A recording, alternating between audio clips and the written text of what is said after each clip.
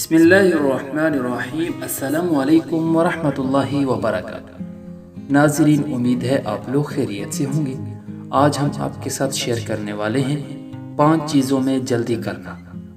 نبی علیہ السلام نے حضرت علی رضی اللہ تعالی عنہ کو فرمایا، اے علی، تم 3 چیزوں میں جلدی کرنا۔ نمبر 1، نماز کا وقت ہو جائے تو نماز ادا کرنے میں جلدی کرنا، یعنی اس کو اپنے مستحب وقت میں ادا کر لینا۔ عام طور پر عورتیں اس میں سستی کر جاتی ہیں، گھر کے کام کاج کی وجہ سے سوچتی رہتی ہیں اور پھر کئی دفعہ کام میں ایسی الجھ جاتی ہیں کہ پھر ذہن سے بات نکل جاتی ہے کہ میری نماز بھی باقی ہے، یا پھر وقت بے وقت نمازیں پڑھتی ہیں۔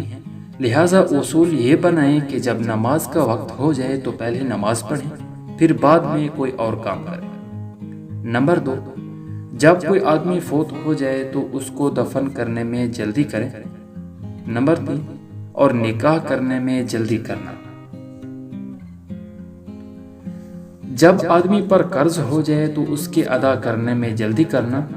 آج کل کاروباری لوگ اس معاملہ میں بھی زیادہ گناہ کے مرتکب ہوتے ہیں۔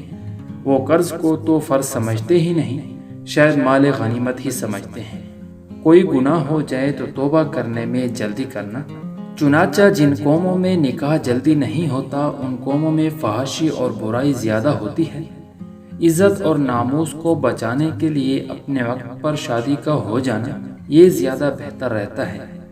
یہ بات ذہن میں رکھیے، جب بچے جوان ہو جاتے ہیں اور ماں باپ ان کے نکاح میں دیر کر رہے ہوتے ہیں، محض اسی وجہ سے کہ جہیز تیار نہیں، یا فلاں چیز تیار نہیں، یا بچی ابھی تعلیم کر رہی ہے، ان وجوہات سے اگر دیر کی تو اب وہ جوان بچے جو بھی گناہ کریں گے ان کا اندراج ماں باپ کے نامہ اعمال میں کیا جائے گا۔